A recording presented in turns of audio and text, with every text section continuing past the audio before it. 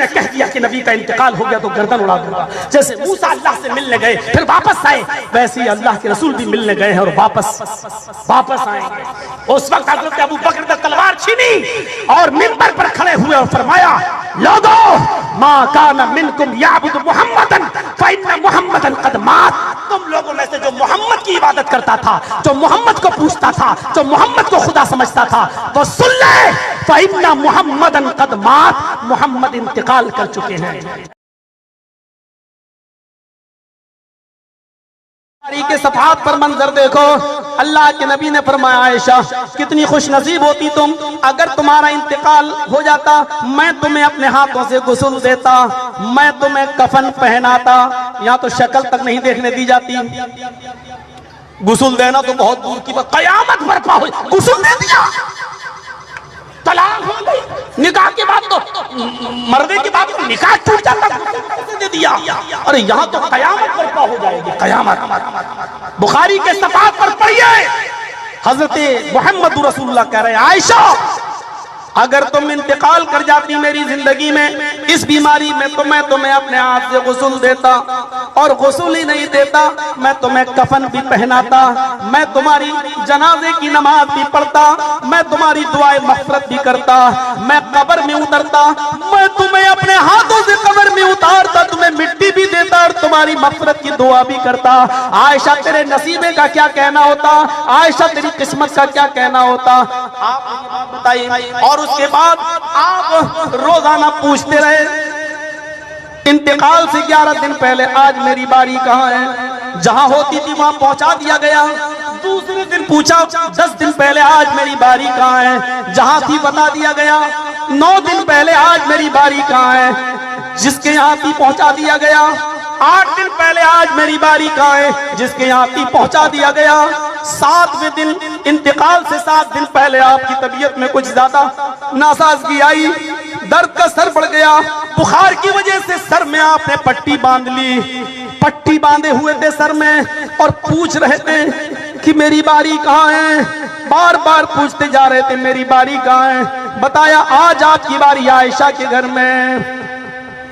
ساری بیویاں سمجھ گئی اللہ کے نبی صلی اللہ علیہ وسلم کو اسی باری کا انتظار تھا، اور وہ یہ بھی سمجھ گئی اشاروں سے کہ اللہ کے نبی اپنی اسی بیوی کے گھر میں رہنا چاہتے ہیں، لیکن بے انصافی کیسے کریں.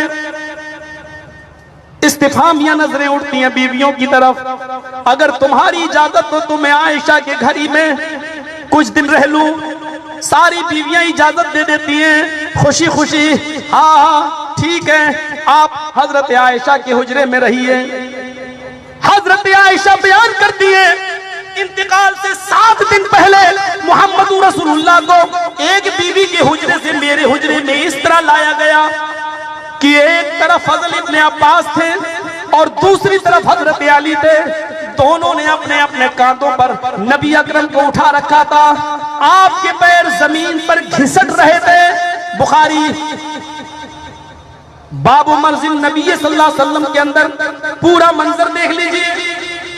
اس حال میں نبی اکرم میرے گھر میں داخل ہوئے میرے حجرے میں کہ ایک طرف حضرت ابن عباس تھے اور دوسری طرف حضرت علی تھے، اور یہ دونوں سہارا دیے ہوئے تھے. نبی اکرم کے سر پہ پٹی بندھی ہوئی تھی اور پیر زمین کے اوپر گھسٹ رہے تھے. اس حال میں آپ میرے حجرے میں داخل ہوئے. میں نے اپنے بستر پر محمد رسول اللہ کو آرام سے لٹا دیا. میں نے ان کو اپنی ران کے اوپر ان کا سر رکھ لیا. میں ان کے اوپر معوذات پڑھتی جاتی. نبی اکرم نے مجھے جو دعائیں سکھلائی تھی میں ان دعاؤں کو پڑھتی جاتی اور برکت کے طور پر نبی اکرم کے ہاتھ میں دم کر کے اور نبی کے ہاتھ کو ہی ان کے پورے جسم پر پھیرتی جاتی. یہ 7 دن پہلے محمد رسول اللہ صلی اللہ علیہ وسلم اپنے گھر حضرت عائشہ صدیقہ کے پاس تشریف لاتے ہیں. ہاں اب سنیے، جب تشریف لے آئے تو آپ نے خواہش ظاہر کی. 7 دن پہلے آپ نے خواہش ظاہر کی کہ بخار تو بہت تیز ہے، میرا جسم چلا جا رہا ہے، سر میں درد بہت تیز ہے، مجھے مختلف کنووں کے پانی سے نہلائیے. میرے لیے مختلف کنووں کا پانی لایا جائے. 7 کنووں کا پانی لایا گیا.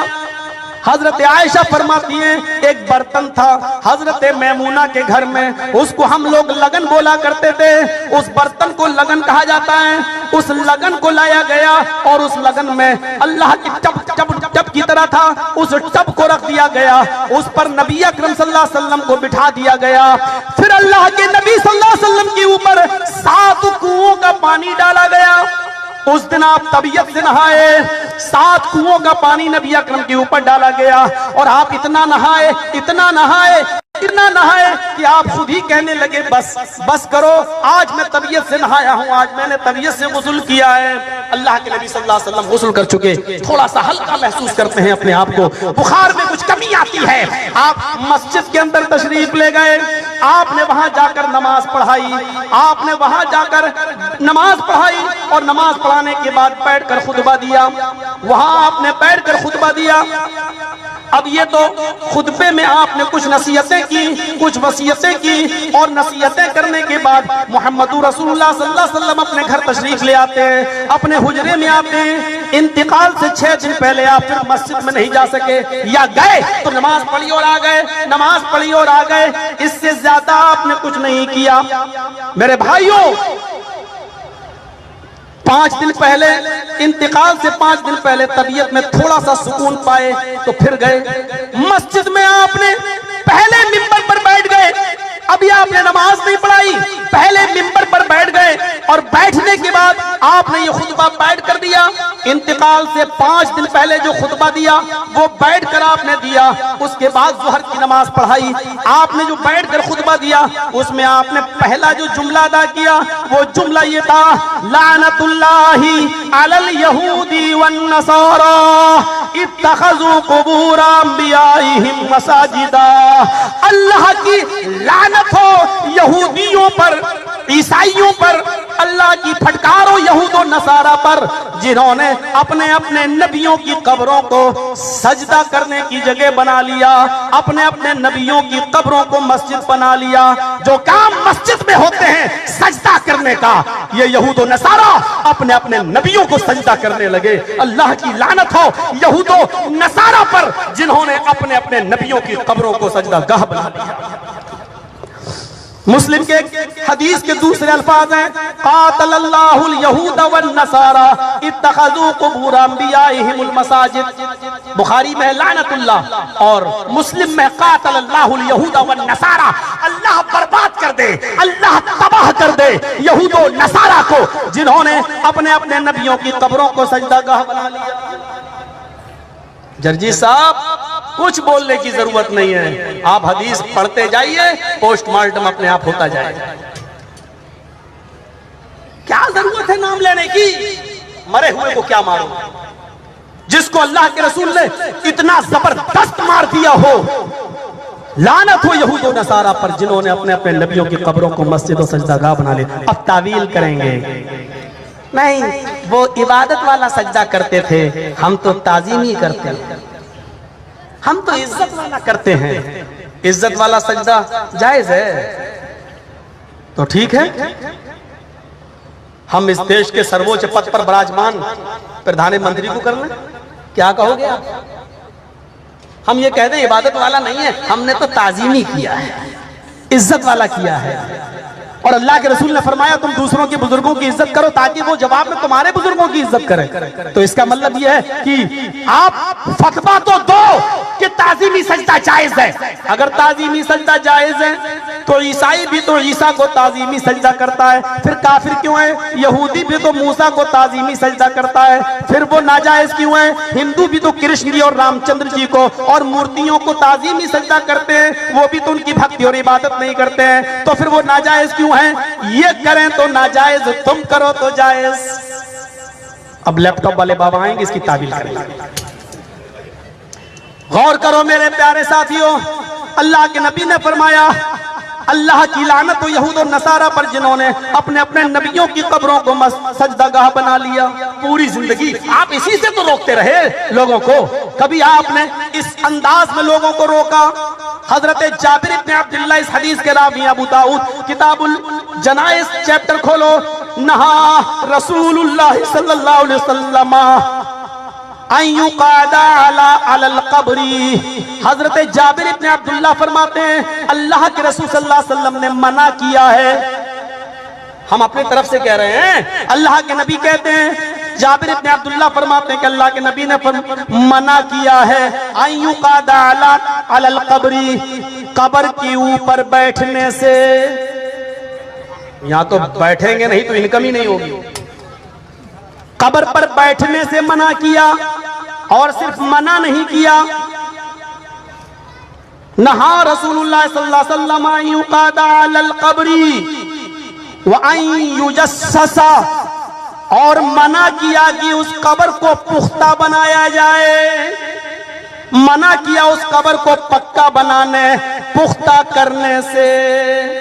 یہاں تو جتنی پکی قبر ہے اتنا بڑا بابا ہے, جتنی مضبوط قبر ہے اتنا ٹھوس بابا ہے. اللہ کے نبی نے منع کیا ہے قبر کو پکا بنانے سے. اور سنیے, اللہ کے نبی صلی اللہ علیہ وسلم نے یہ دو چیزیں ہو گئیں, منع کیا ہے, اور تیسری چیز وَأَيُّبْنَا عَلَيْهِ, اس قبر کی اوپر کوئی عمارت بنانے سے, اس قبر کی اوپر کوئی مکان کوئی تعمیر کرنے سے آپ نے منع کیا ہے. منع, اور جس سے جتنا زیادہ منع کیا ہے آج وہ کام اتنے ہی زیادہ نظر آ رہے ہیں, اتنے ہی زیادہ ہو رہے ہیں. آئیے, دل چاہتا ہے کہ آپ کو مسلم شریف کتاب الجنائز کی ایک ایسی حدیث سنا دوں جس سے آپ کا دل بھی خوش ہو جائے, اور آپ کے اور ہمارے ان بھائیوں کو بھی احساس ہو جائے کہ آخر اللہ کے نبی صلی اللہ علیہ وسلم نے ایسی باتیں کیوں کہی ہیں, اور کہی ہیں تو اس کا مقصد کیا ہے. مسلم شریف کتاب الجنائز کے الفاظ ہیں, اللہ کے نبی صلی اللہ علیہ وسلم نے فرمایا لَأَن يَجْلِسَ أَحَدُكُمْ إِلَى جَمْرَةٍ,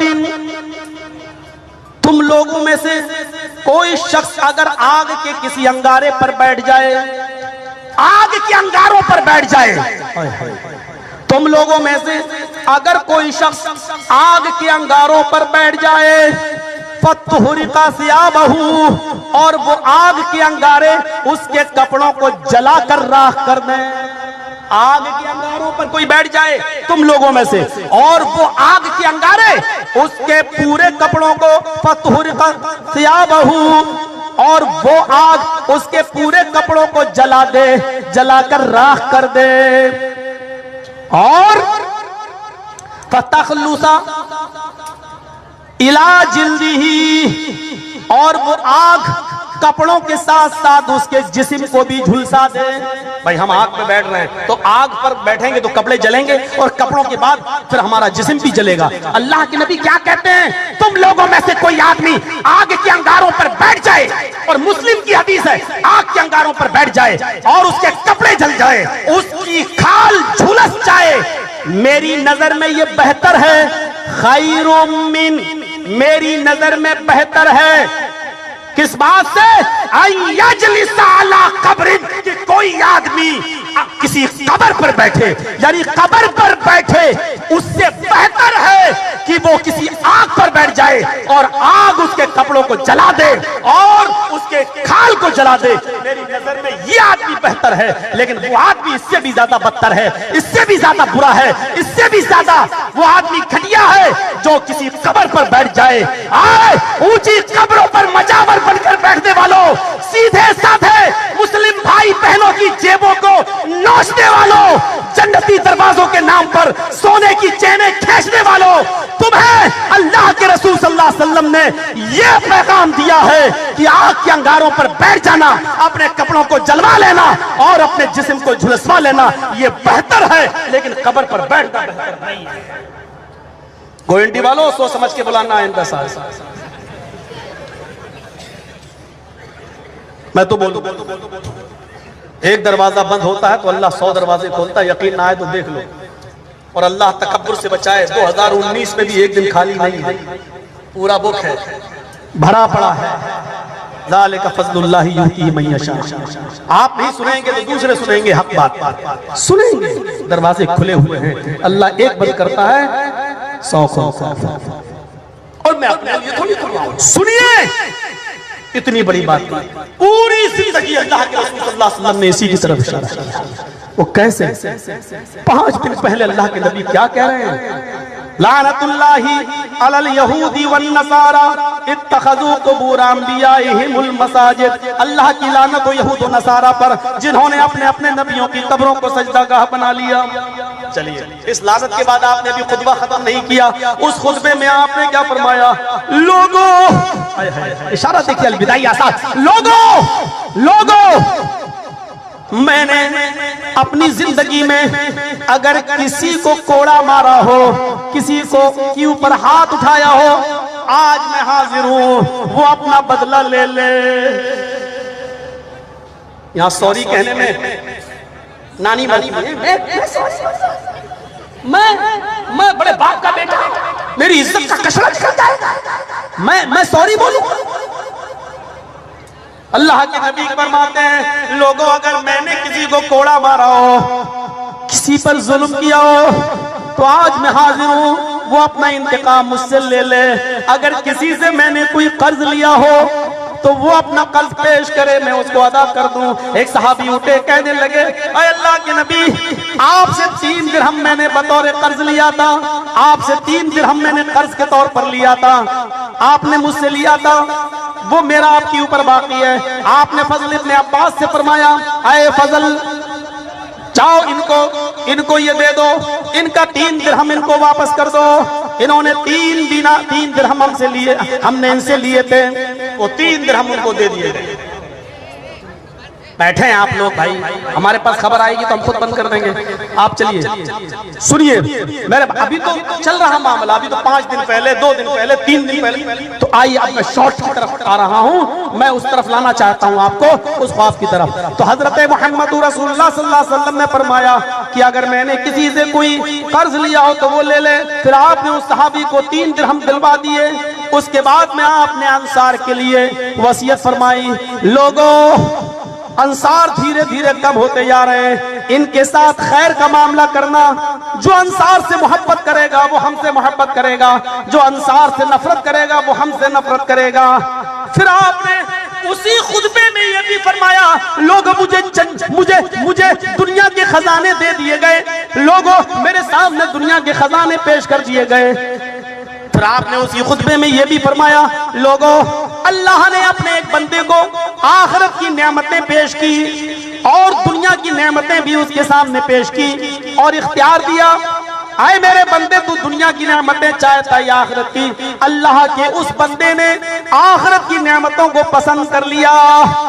جیسے ہی یہ سنا حضرت ابو سعید خدری پھوٹ کے رونے لگے، کر آواز تیز ہو گئی۔ جیسی نبی نے یہ فرمایا اللہ نے اپنے ایک بندے کو اختیار دیا، چاہو تو آخرت کی نعمتیں لے لو اور چاہو تو دنیا کی نعمتیں، اللہ کے اس بندے نے آخرت کی نعمتوں کو پسند کر لیا۔ یہ سنتے ہی ابو سعید خدری رونے لگے۔ ایک صحابی کہنے لگے کہ اس کا تو دماغ سٹیا گیا، اللہ کے نبی تو ایک بندے کی بات کر رہے ہیں اور یہ پتہ نہیں کیوں رو رہا ہے، ارے اس کی بات تھوڑی ہو رہی ہے، اللہ کے نبی تو کسی اور کی بات کر رہے ہیں۔ بعد میں پتہ چلا کہ ابو سعید خدری رضی اللہ تعالیٰ عنہ صحیح تھے، وہ سمجھ گئے تھے اللہ کا وہ بندہ جناب محمد رسول اللہ ہے جنہوں نے دنیا کی نعمتوں کو ٹھکرا دیا اور آخرت کی نعمتوں کو انہوں نے پسند کر لیا۔ اسی خطبے میں آپ نے یہ بھی فرمایا انتقال کے 5 دن پہلے لوگوں میں نے سب کا احسان ادا کر دیا، کسی کا کوئی احسان میرے اوپر باقی نہیں ہے سوائے ابو بکر کے، میں ابو بکر کا احسان ادا نہیں کر سکا، ابو بکر کا احسان میرے اوپر باقی ہے۔ اسی خطبے میں آپ نے یہ بھی فرمایا لوگوں اگر اللہ نے مجھے اپنا خلیل نہ بنایا ہوتا تو میں ابو بکر کو اپنا خلیل بناتا۔ اسی خطبے میں آپ نے فرمایا میرے انتقال کے بعد مسجد نبوی کی طرف کھلنے والے سارے دروازوں کو بند کر دینا، کوئی ایک دروازہ مت کھلا رہنا سوائے ابو بکر کے دروازے کے، ابو بکر کے دروازے کو کھلا رکھنا، باقی سارے دروازے بند کر دینا۔ میرے پیارے ساتھیوں یہ 5 دن پہلے خطبہ دیا، انتقال سے 4 دن پہلے آپ نے فرمایا لوگوں لاؤ میں تمہارے لیے کچھ تحریر لکھ دوں۔ اس پر کچھ اختلاف ہوا، کچھ لوگوں نے کہا نبی اکرم کی طبیعت ٹھیک نہیں ہے، بعد میں تحریر لکھوا لیں گے جب آپ صحیح ہوں گے، ہمارے لیے اللہ کا قرآن کافی ہے۔ کچھ لوگ کہنے لگے پتہ نہیں نبی اکرم کی وصیت کیا ہے، لکھ لینا ضروری ہے۔ اتنا اختلاف ہوا کہ اللہ کے نبی نے فرمایا فرمایا ہمارے سامنے سے اٹھ جاؤ. پھر اسی انتقال سے 4 دن پہلے آپ نے 3 وصیتیں فرمائیں. آپ نے 3 وصیتیں فرمائیں. پہلی وصیت یہ تھی انتقال سے 4 دن پہلے، لوگوں یہود و نصارہ کو جزیرت العرب سے نکال دینا. دوسری وصیت یہ تھی لوگوں وفود دوسرے شہروں سے جب آئیں گے اسلام لانے کی غرض سے تو ان کی ویسی خدمت کرنا اور خاطر مدارات کرنا جیسے میں اپنی زندگی میں کرتا ہوں. اور راوی کہتا ہے تیسری وصیت بھی کی تھی لیکن وہ میں بھول گیا کہ تیسری وصیت کیا تھی. شاید وہ یہ تھی کہ اللہ کی کتاب قرآن کو مضبوطی سے پکڑے رہنا، یا شاید وہ وصیت یہ تھی کہ جس لشکر کو لشکر اسامہ کو میں نے روانہ کیا ہے، آئے لوگوں میرے انتقال کے بعد اس لشکر اسامہ کو روانہ کر دینا، اس کو روکنا نہیں، اس کو جہادی مہم پہ جانے دینا، اس کو روکنا نہیں. شاید وہ یہ وصیت تھی، مجھے پتا نہیں کہ وہ کیا وصیت تھی، میں بھول گیا. شاید ان 2 وصیتوں میں سے کوئی وصیت تھی. میرے پیارے ساتھیوں، اس کے بعد 2 دن پھر آپ مسجد کے اندر نہیں آ سکے. پھر انتقال سے 2 دن پہلے پھر مسجد کے اندر آئے. ظہر کی نماز آپ اندر آئے. ابو بکر صدیق نماز پڑھا رہے تھے. جیسے آپ اندر آئے ابو بکر پیچھے آنے لگے. اللہ کے نبی نے اشارہ کیا تم اپنی جگہ پر رہو. وہ اشارہ سمجھ گئے، اپنی جگہ پر رہے. اللہ کے نبی ان کے بائیں طرف بیٹھ گئے جہاں امام بیٹھتا ہے. اب منظر یوں تھا کہ اللہ کے نبی نماز پڑھا رہے تھے بیٹھ کر، اس کی اقتدا ابو بکر صدیق کر رہے تھے اور ابو بکر کی ابتدا تمام مصلی و تمام صحابہ کر رہے تھے. یعنی اللہ کے نبی نماز پڑھا رہے تھے، ابو بکر ابتدا کر رہے تھے اور ابو بکر کی ابتدا سارے صحابہ کر رہے تھے. یہ منظر نظر آیا. آپ نے یہ ظہر کی نماز پڑھائی اور اس کے بعد پھر آپ نماز نہیں پڑھا سکے. پھر آپ انتقال سے 1 دن پہلے آپ کا معاملہ بالکل عجیب تھا. آپ نے انتقال سے 1 دن پہلے جتنے غلام تھے اللہ کے نبی کے وہ سب آپ نے آزاد کر دیے. 7 درہم اللہ کے نبی کے پاس تھے، ان 7 درہموں کو آپ نے صدقہ کر دیا.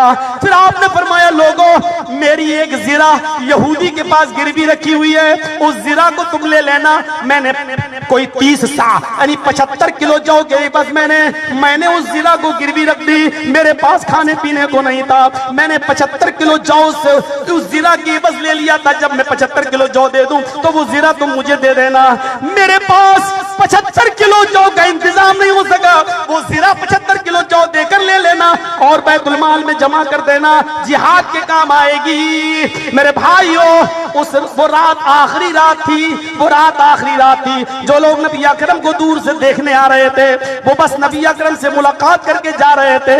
کسی نے کہا عائشہ گھر میں چراغ جلا دو، میں تمہارے نبی سے ملاقات کے لیے آتا ہوں، چہرہ نہیں دیکھ پا رہا ہوں. تو حضرت عائشہ نے فرمایا یہ تمہارے نبی ہیں، ان سے کہو کہ گھر میں کیا ہے. 7 درہم دے وہ بھی صدقہ و خیرات کر دیا. میرے گھر میں اتنا تیل نہیں کہ میں چراغ جلا کر تمہیں جناب محمد رسول اللہ صلی اللہ علیہ وسلم سے ملوا سکوں اور نبی کا چہرہ دکھلا سکوں. وہ رات کٹ گئی. اب سنیے جو منظر دیکھنے کے لائق ہے. فجر کی نماز کا وقت ہے. آپ نے آواز سنی ابو بکر نماز پڑھا رہے ہیں. پردہ ہٹایا حجرہ عائشہ کا. پردہ ہٹا کر کیا دیکھتے ہیں؟ حضرت ابو بکر مصلی امامت پہ کھڑے ہیں جہاں اللہ کے رسول کھڑے ہوتے تھے اور سارے صحابہ آپ کے پیچھے نماز پڑھ رہے ہیں. جیسی پردہ ہٹا ہوا دیکھا ابو بکر پیچھے کی طرف ہٹنے لگے. آپ نے خاص کر اشارہ کیا نہیں تم ہی نماز پڑھاؤ. اس دن ایسا لگا اللہ کے نبی صلی اللہ علیہ وسلم کا چہرہ تمتما اٹھا، چمک اٹھا.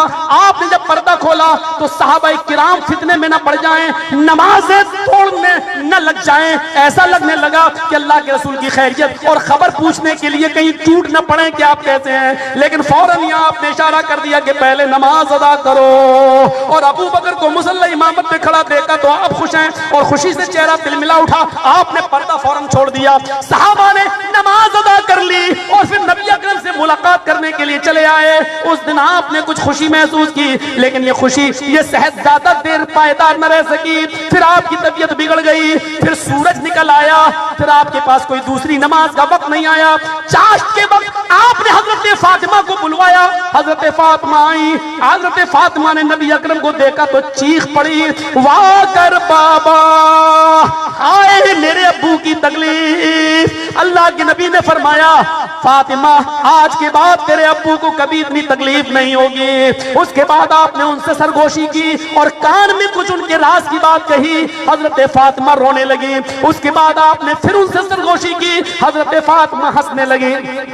پہلی بار سرگوشی کی تو فرمایا فاطمہ آج کے بعد تیرے باپ کو کبھی اتنی تکلیف نہیں ہوگی اور تیرے باپ آج اللہ کو پیارے ہو جائیں گے۔ حضرت فاطمہ رونے لگی۔ اس کے بعد فرمایا دوسری بار جب ہنسی تو فرمایا فاطمہ اللہ تعالیٰ نے تجھے جنت کی تمام عورتوں کا سردار بنا دیا اور میرے اہل بیت میں تم سب سے پہلے مجھ سے ملاقات کرو گی۔ یہ سنتی ہیں تو ہنس دیتی ہیں اور اس کے بعد جانے لگتی ہیں۔ حضرت عائشہ نے پوچھا اے فاطمہ اللہ کے رسول نے ایسے تمہارے کان میں کیا کہا کہ پہلے تم روئی پھر کیا کہا کہ تم ہنسی؟ حضرت فاطمہ نے فرمایا امی عائشہ یہ میرے اور میرے ابو کے درمیان ایک راز کی بات ہے جو میں نہیں بتا سکتی، یہ میرے اور میرے ابو کے درمیان ایک راز ہے جو میں نہیں بتا سکتی۔ لیکن نبی اکرم کے انتقال کے بعد اپنی ماں ہونے کا حق جتا کر حضرت فاطمہ سے پوچھا کہ تمہیں اپنی ماں کا حق ہے، بتاؤ کیا کہا تھا؟ تب حضرت فاطمہ نے نبی کے انتقال کے بعد بتایا تھا کہ پہلی بار جب کہا تھا تو یہ کہا تھا جس پر میں روئی، اور دوسری بار جب میں ہنسی تو یہ کہا تھا جس کی وجہ سے میں ہنسی۔ کوئی یہ بات بتایا پہلے نہیں بتایا۔ میرے بھائیوں آپ نے حضرت فاطمہ کی پیشانی کو بوسہ دیا۔ حضرت فاطمہ نے اپنے ابو کی تکلیف کو دیکھ کر کہا واہ کر بابا ہائے میرے ابو کی تکلیف۔ حضرت فاطمہ کے جانے کے بعد حسن اور حسین کو بلایا۔ حضرت حسن اور حسین کو بلا کر بھی آپ نے وصیت فرمائی، آپ نے لوگوں کو فرمایا یہ دونوں میرے جگر کے ٹکڑے ہیں، جس نے حسن اور حسین کو ستایا اس نے مجھے ستایا اور جس نے حسن اور حسین سے محبت کی اس نے مجھ سے محبت کی۔ آپ نے ان دونوں کے بارے میں خیر کا معاملہ فرمایا اور اس کے بعد جب یہ دونوں نواسے بھی چلے گئے تو پھر آپ نے صحابہ کو بلایا، جتنے اندر آ سکتے تھے آپ نے ان کو حکم دیا، وصیت فرمائی اقیموا الصلاۃ ما ملکت ایمانکم، لوگوں نماز پڑھتے رہنا اور ماتحتوں کا خیال رکھنا۔ یہ لوگ بھی چلے گئے، آپ نے فرمایا سب ہٹ جاؤ، میری بیویاں میرے پاس رہیں۔ آپ کی ساری ازواج مطہرات آپ کے پاس آ گئیں، ایک ہی کمرے میں بیٹھی ہوئی ہیں۔ نبی اکرم صلی اللہ علیہ وسلم کی جان اکھڑنے لگی، آوازیں بند ہونے لگی، نظریں آسمان سے ٹکنے لگی۔ حضرت عائشہ نے آپ کو سہارا دیا۔ حضرت عائشہ فرماتی ہیں وہ دن میری خوشی کا ٹھکانہ نہیں تھا کیونکہ آپ کا انتقال میری گود میں ہو رہا تھا، آپ کی آخری سانسیں میری گود میں نکل رہی تھیں۔ آپ میرے لبے اور سینے کے درمیان اپنا سر رکھے ہوئے تھے، اتنے میں میرے بھائی آ گئے، نبی کی آواز بند ہوئی۔ میرے بھائی عبد الرحمن مسواک کر رہے تھے، آپ اس مسواک کو دیکھنے لگے۔ میں نے پوچھا کہ آپ مسواک کریں گے؟ فرمایا اشارہ کیا۔ میں نے اپنے بھائی سے مسواک لی، آگے کا حصہ توڑا، میں نے اس کو نرم کیا اور میں نے محمد رسول اللہ کو دے دیا۔ میں نے اپنی زبان سے اس کو کوچ کوچ کر نرم کیا اور پھر میں نے نبی کو دے دیا۔ اللہ کے رسول نے میری جھوٹی مسواک اپنے منہ میں لیو کرنے لگے۔ مجھے یہ خوشی بھی ملی کہ میرا لعاب اللہ کے نبی کے لعاب سے آخری دن انتقال کے موقع پر مل گیا۔ اس کے بعد پانی کا بھرا ہوا کٹورا پیالہ تھا، کہنے لگے اشارے سے یہ میرے پاس لاؤ۔ مسواک گر گئی اور آپ پانی کے برتن میں اپنے ہاتھ کو ڈالنے لگے۔ پانی کے برتن میں ہاتھ کو ڈالتے اپنے چہرے پہ ملتے جاتے اور کہتے جا رہے تھے لا الہ الا اللہ ان الموت لسکرات، موت کے لیے بڑی بے چینیاں ہیں، موت کے لیے بڑی پریشانیاں ہیں، بڑی بے چینیاں ہیں، اللہ کے علاوہ کوئی معبود نہیں، موت کے لیے بڑی دقتیں اور موت کے لیے بڑی بے چینیاں ہیں۔ آپ یہ کہتے جاتے اور پانی کے چھینٹے اپنے جسم پر ملتے جاتے۔ اچانک ہونٹ ہلنے لگے، اچانک ہونٹ ہلنے لگے، آواز تو پہلے ہی سے بند ہو چکی تھی۔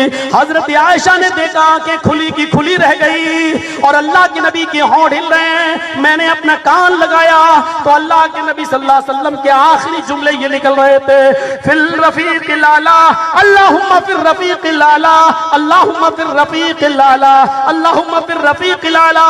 اے اللہ صالحین میں، شہیدوں میں، نیک لوگوں میں مجھے بھی پہنچا دے۔ اے اللہ نیک لوگوں میں میرا بھی ٹھکانہ بنا دے۔ اے اللہ صالحین میں، شہیدوں میں، شہداء میں مجھے بھی پہنچا دے۔ اور یہ آخری جملہ نکلا اور اللہ کے رسول صلی اللہ علیہ وسلم کی روح شہداء اللہ پھر رفیق الاعلیٰ رفیق اعلیٰ سے جا ملی۔ میرے بھائیوں کائنات کو روشن کرنے والا یہ سورج پھر ہمیشہ ہمیشہ کے لیے غروب ہو گیا۔ حضرت انس بیان کرتے ہیں کسی کو یقین نہیں ہو رہا تھا کہ اللہ کے رسول کا انتقال ہو گیا۔ حضرت عمر نے تلوار نکال لی، اگر کسی نے کہہ دیا کہ نبی کا انتقال ہو گیا تو گردن اڑا دوں گا۔ جیسے موسیٰ اللہ سے ملنے گئے پھر واپس آئے، ویسے ہی اللہ کے رسول بھی ملنے گئے ہیں اور واپس آئیں گے۔ اس وقت حضرت ابو بکر نے تلوار چھینی اور منبر پر کھڑے ہوئے اور فرمایا، لوگو ما کان منکم یعبد محمدا فإن محمدا قد مات۔ تم لوگوں میں سے جو محمد کی عبادت کرتا تھا، جو محمد کو پوچھتا تھا، جو محمد کو خدا سمجھتا تھا، وہ سن لے فإن محمدا قد مات، محمد انتقال کر چکے ہیں۔ اہل حدیثو، ڈرنے کی ضرورت نہیں ہے، وفات کر گئے، وصال کر گئے، جو لفظ استعمال ہوا بولو۔ تم اس کائنات کے اندر شریعت محمدی کے سب سے بڑے علمبردار ہو، تحفظ سنت کے سب سے بڑے علمبردار تم ہو، اور کعبے کے رب کی قسم، جب تک اہل حدیث کا ایک ایک بچہ اس ہندوستان کی دھرتی پہ زندہ رہے گا، ختم نبوت پر کبھی ڈاکہ نہیں ڈالنے دے گا۔ ہمارے اندر لاکھ کمیاں ہوں، ہمارے اندر لاکھ برائیاں ہوں، لیکن اللہ کی قسم ختم نبوت پر ڈاکہ ڈالنا نہ پہلے کبھی پسند کیا، نہ میں آج پسند کرتا ہوں۔ میرا کوئی امام نہیں ہے، میرا امام صرف آمینہ کا لال جناب محمد رسول اللہ ہے۔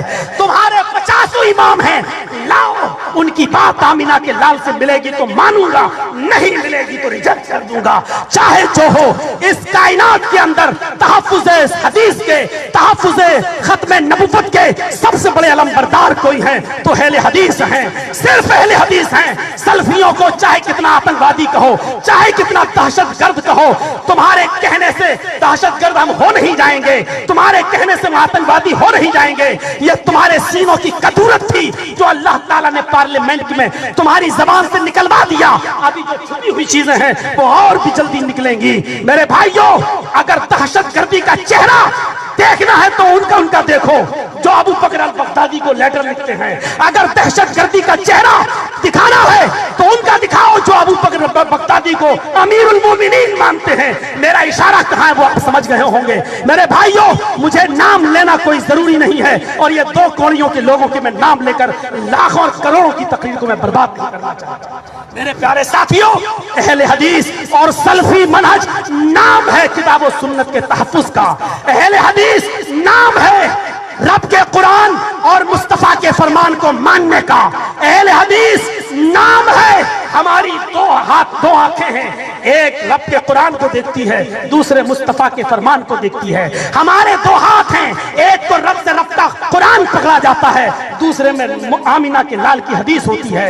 ہمارے دو پیر ہیں، ایک رب کے قرآن کی طرف بڑھتا ہے، دوسرا محمد کے فرمان کی طرف بڑھتا ہے۔ ہمارے دو کان ہیں، ایک سے رب کا قرآن سنتا ہوں، دوسرے سے آمینہ کے لال کا فرمان۔ ہمارے پاس تیسری چیز نہیں ہے، تیسری چیز جس کے پاس ہو وہ لے لے۔ ہمارے پاس دو چیزیں ہیں اور ان دونوں چیزوں کو ہم کبھی لٹنے نہیں دیں گے، کبھی برباد نہیں ہونے دیں گے۔ اچھا ہوا جلدی سے معافی تلافی کر لی، ورنہ یہ معاملہ اتنا بڑھتا کہ مولوی جرجیس کو بھی 2.5 گھنٹے صرف اسی پر تقریر کرنا پڑنا۔ میرے پیارے ساتھیوں، اللہ کے رسول اس دنیا سے چل بسے۔ حضرت ابو بکر نے کہا، سن لو جو محمد کی عبادت کرتا تھا وہ سن لے، فَإِنَّ مُحَمَّدًا قَدْ مَاتَ، محمد انتقال کر چکے۔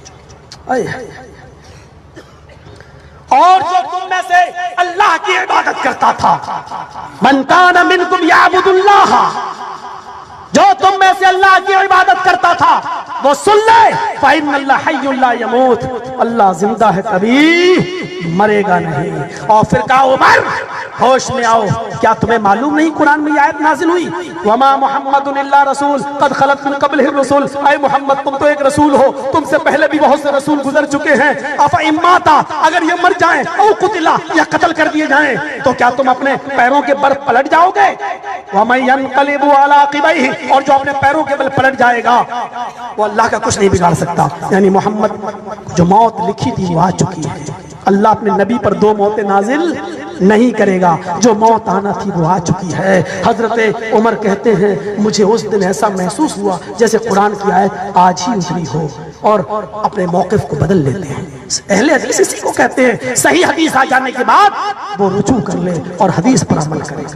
کوئی بھی اہل حدیث ہو سکتا ہے اپنے غلط مسئلے کو چھوڑ کر کتاب و سنت پر عمل والا بن جائے، وہ اہل حدیث ہے. اہل حدیث کوئی مولوی جرجیز کے بعد کی جاگیر نہیں ہے کہ صرف مولوی جرجیز ہے.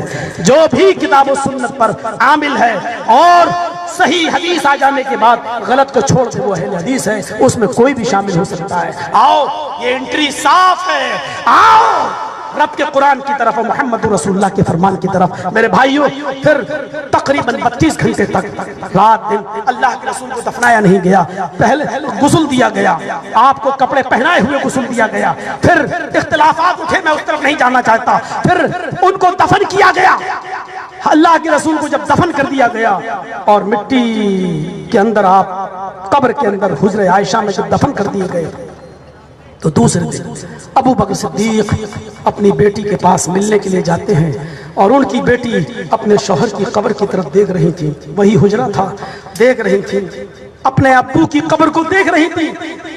ابو بکر آئے، اپنی بیٹی کو سینے سے لگایا، وہ رونے لگی، سینے سے چپک گئی اور کہنے لگی ابو اللہ کے رسول نے میرے سینے اور لبے کے درمیان آخری سانس لی. میرا تھوک اللہ کے نبی کے تھوک سے مل گیا. میری باری کے دن آپ کا انتقال ہوا. میں کتنی خوش نصیب ہوں. ابو بکر صدیق اپنی بیٹی کے آنکھوں کے آنسوؤں کو پوچھتے جا رہے تھے اور کہتے جا رہے تھے بیٹی میں تو یہ سب سننے نہیں آیا، میں نے تجھ سے وعدہ کیا تھا، اس وعدے کو پورا کرنے آیا. بیٹی آج سے 9 سال پہلے تم میرے پاس میرے دسترخوان پہ کھانا کھا رہی تھی اور تم نے اپنا خواب بتایا تھا اور کہا تھا کہ 3 چاند آسمان پہ چمک رہے ہیں.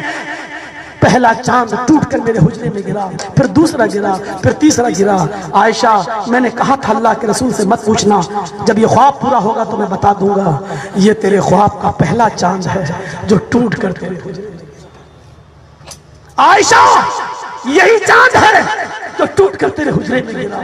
ابھی 2 چاند اپنی آنکھوں سے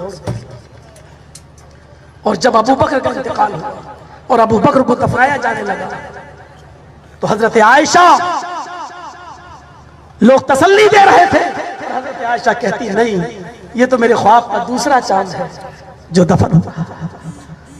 پھر تیسری قبر کی جگہ پر خود انہوں نے اپنا نام لکھ لیا. نہیں، یہاں میں دفن ہوں گی. لوگوں جب بھی میرا انتقال ہو تو مجھے میرے ابو اور میرے شوہر کے پاس دفن کرنا. تیسری قبر کی جگہ پر انہوں نے اپنا نام کا اعلان کر دیا. لیکن 10 سال خلافت کرنے کے بعد جب حضرت عمر اس دنیا سے رخصت ہوئے اور جب ابو لولو نے فیروز نے ان کو خنجر مارا اور زخمی ہو گئے اور جب ان کو لگا کہ اب میں بچوں گا نہیں تو انہوں نے ایک قاصد کو بھیجا اور لیٹر لکھ کر اور حضرت عائشہ سے اس تیسری قبر کی جو جگہ تھی حجرے میں اس جگہ پر اپنے آپ کو دفن ہونے کی اجازت مانگی. تو حضرت عائشہ صدیقہ رونے لگی اور کہنے لگی عمر یہ تم نے مجھ سے کیا مانگ لیا؟ عمر میرے نبی میرے ساتھ پوری زندگی تو نہیں رہ سکے. یہی خواب لے کر میں جی رہی تھی کہ کم سے کم انتقال ہوگا تو اپنے شوہر کے بغل میں دفن ہو جاؤں گی اور تم نے مجھ سے یہ مانگ لیا. اور اس چوکھٹ پر کبھی کسی کو خالی ہاتھ نہیں لوٹایا گیا. اے عمر کے قاصد جا اور عمر سے کہہ دینا حضرت عائشہ نے اپنی اس زمین کے ٹکڑے کو تمہیں وقف کر دیا ہے، جب تمہارا انتقال ہوگا تو تمہیں دفن کر دیا جائے گا. جب ان کا انتقال ہوا تو انتقال سے پہلے پھر فرمایا لوگوں میری قبر کو حجرہ عائشہ کے باہر رکھ دینا اور انتقال کے بعد حجرہ عائشہ کے پاس میری لاش کو میری باڈی کو رکھنے کے بعد ایک بار اور پوچھ لینا شاید حضرت عائشہ نے میری زندگی کے احترام میں کہہ دیا ہو اور اگر اس وقت وہ اجازت دے دے تو دفن کر دینا اور اجازت نہ دے تو بقی میں مجھے دفن کر دینا. لوگوں نے پھر پوچھا عائشہ حضرت عمر کی میت باہر رکھی ہوئی ہے اور ان کی وصیت کے مطابق آخری بار پھر پوچھا جا رہا ہے بتائیے آپ کی رائے کیا ہے؟ حضرت عائشہ نے فرمایا میں نے اجازت دے دی ان کو دفن کر دو اسی قبر میں